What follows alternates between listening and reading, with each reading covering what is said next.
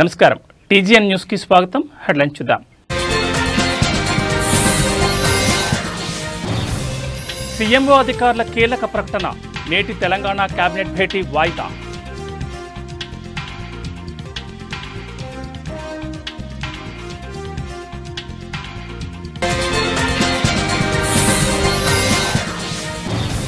గోవాకు బయలుదేరిన అశోక్ గజపతిరాజు రేపే గవర్నర్గా ప్రమాణ స్వీకారం.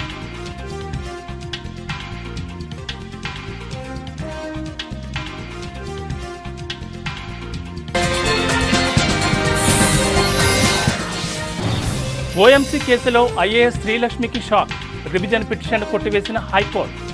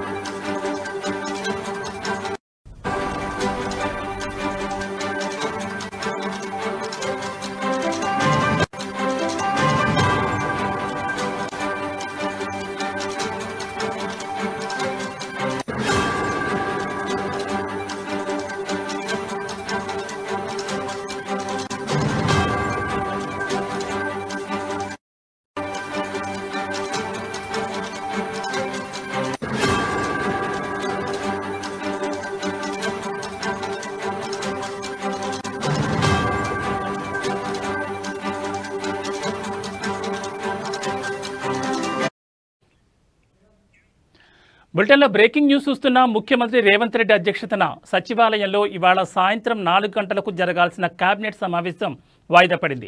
ఈ మేరకు సీఎంఓ అధికారులు ఓ ప్రకటన విడుదల చేశారు.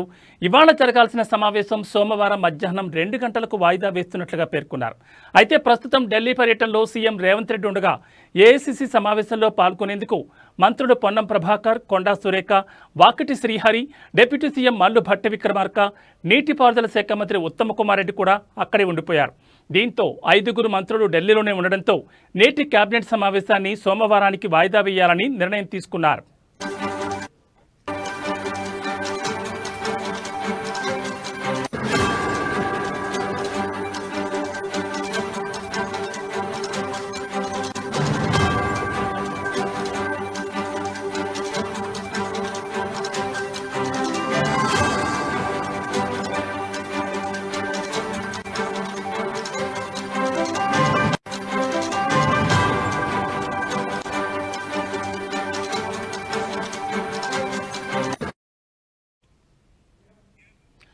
ముఖ్యమంత్రి రేవంత్ రెడ్డి అధ్యక్షతన సచివాలయంలో ఇవాళ సాయంత్రం 4 గంటలకు జరగాల్సిన కేబినెట్ సమావేశం వాయిదా పడింది.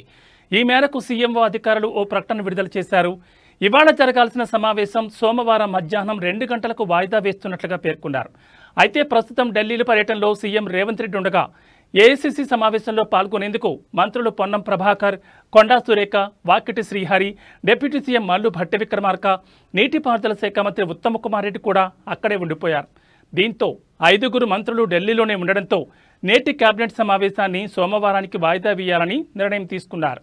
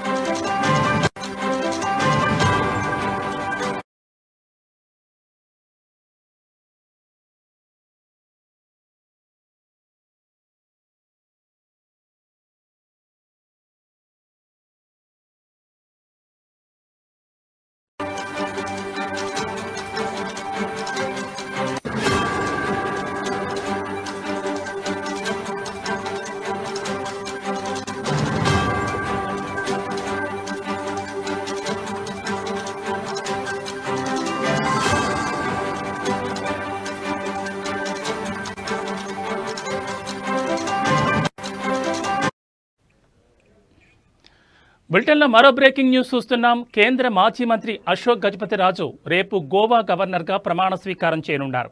ఈ నేపథ్యంలో ఆయన కుటుంబంతో కలిసి నేడు గోవాకు బయలుదేరారు. అశోక్ గజపతిరాజు ప్రమాణ స్వీకారం ఉండడంతో ఇప్పటికే విజయనగరం టీడీపీ శ్రేణులు గోవాకు చేరుకున్నారు. 3 రాష్ట్రాలకు గవర్నర్లను నియమిస్తూ రాష్ట్రపతి ముర్ము ఉత్తర్వులు ఇప్పటికే జారీ చేయగా అందులో గోవాకు అశోక్ గజపతిరాజును ఖరారు చేశారు.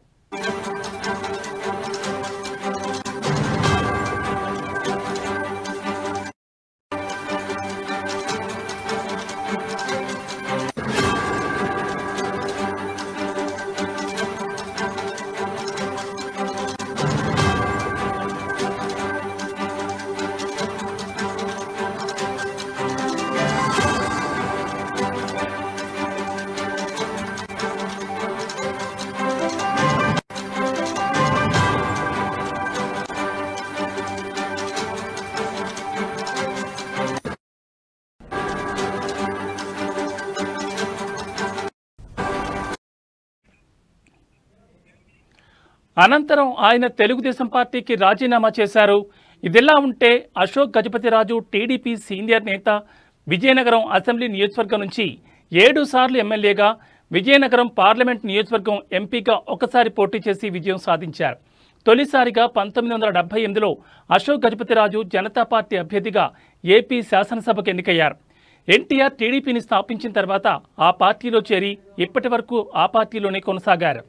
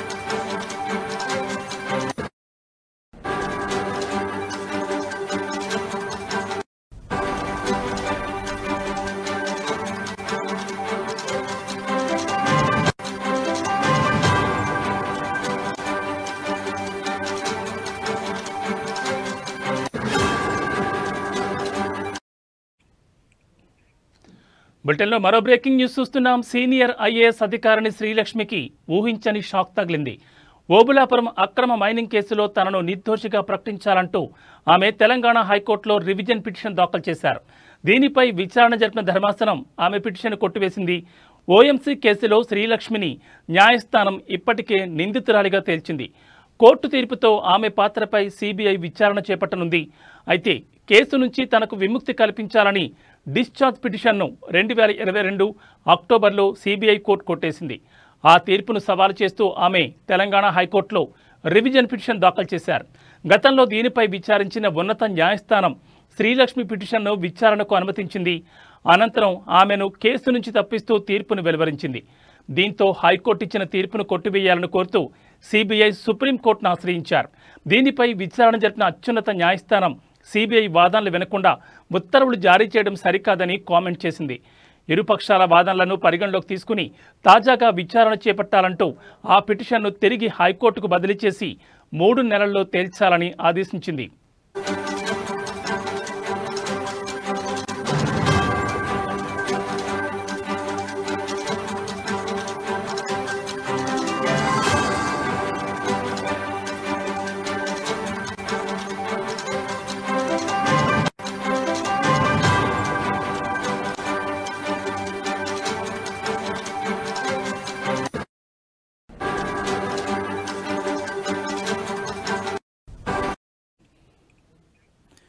ఈ మేరకు ఇవాళ రెండవసారి ఆమె పిటిషన్పై విచారణ చేపట్టిన ధర్మాసనం శ్రీలక్ష్మి దాఖలు చేసిన రివిజన్ పిటిషన్ కొట్టివేస్తూ తుది తీర్పును వెలువరించింది. కాగా సిబిఐ తరపున పబ్లిక్ ప్రాసిక్యూటర్ శ్రీనివాస్ కపాటియా వాదనలు వినిపించారు. ఓఎంసీకి అక్రమంగా మైనింగ్ లీజు అప్పగించారని కోర్టుకు తెలిపారు. ఓఎంసీకి లీజు కేటాయించేలా శ్రీలక్ష్మి చొరవ తీసుకున్నారని ఆరోపించారు. పలు దరఖాస్తులు వచ్చినా ఓఎంసీకి మాత్రమే లీజు మంజూరయ్యేలా చూశారని ధర్మాసనానికి తెలిపారు. ఆమె అక్రమాలకు పాల్పడ్డారని అనడానికి పక్కా ఆధారాలున్నాయని, సాక్ష్యాధారాలు పరిశీలించాకే ఆమె దాఖలు చేసిన పిటిషన్పై సిబిఐ కోర్టు తీర్పును వెలువరించిందని కోర్టు దృష్టికి తీసుకొచ్చారు. ఈ కేసులో సబితా ఇంద్రారెడ్డి, కృపానందంకు ఊరట కల్పించారని, తనకు కూడా కేసు నుంచి విముక్తి కల్పించాలనుకోవడం సరికాదని, శ్రీలక్ష్మి రివిజన్ పిటిషన్ కొట్టివేయాలని సిబిఐ తరపు న్యాయవాది తన వాదనలు వినిపించారు. ఈ మేరకు ఇరుపక్షాల వాదనలు విన్న ధర్మాసనం శ్రీలక్ష్మి రివిజన్ పిటిషన్ను కొట్టివేస్తున్నట్లుగా తీర్పును వెలువరించింది.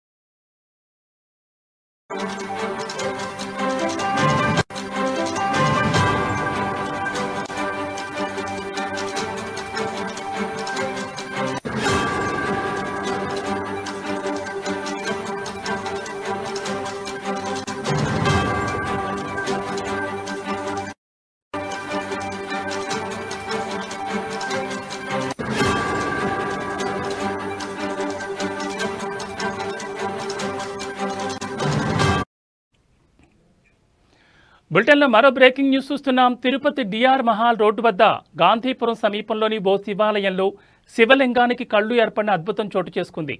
గురువారం రాత్రి 9 గంటల సమయంలో ఒక భక్తుడు ప్రార్థన చేస్తున్న సమయంలో ఈ ఘటన సంభవించినట్లు ప్రత్యక్ష సాక్షులు చెబుతున్నారు.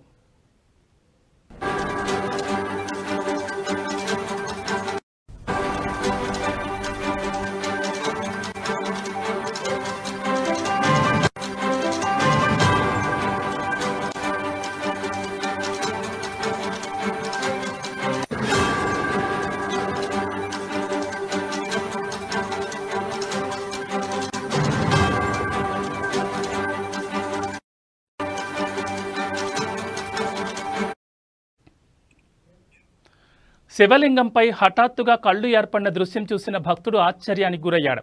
ఈ విషయం స్థానికంగా విస్తరించడంతో పెద్ద సంఖ్యలో భక్తులు శివాలయానికి చేరుకుంటున్నారు.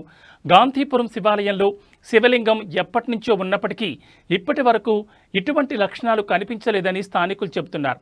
స్థానిక భక్తుల్లో ఆధ్యాత్మిక భావోద్వేగం చోటు చేసుకుంది.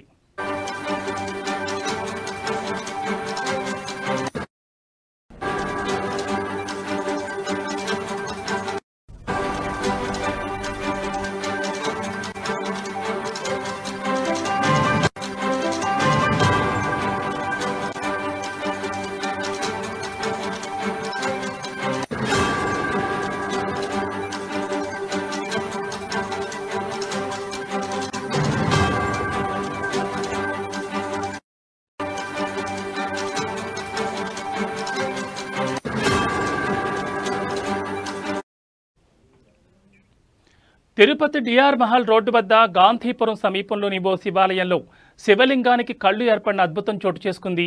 గురువారం రాత్రి 9 గంటల సమయంలో ఒక భక్తుడు ప్రార్థన చేస్తున్న సమయంలో ఈ ఘటన సంభవించినట్లు ప్రత్యక్ష సాక్షులు చెప్తున్నారు.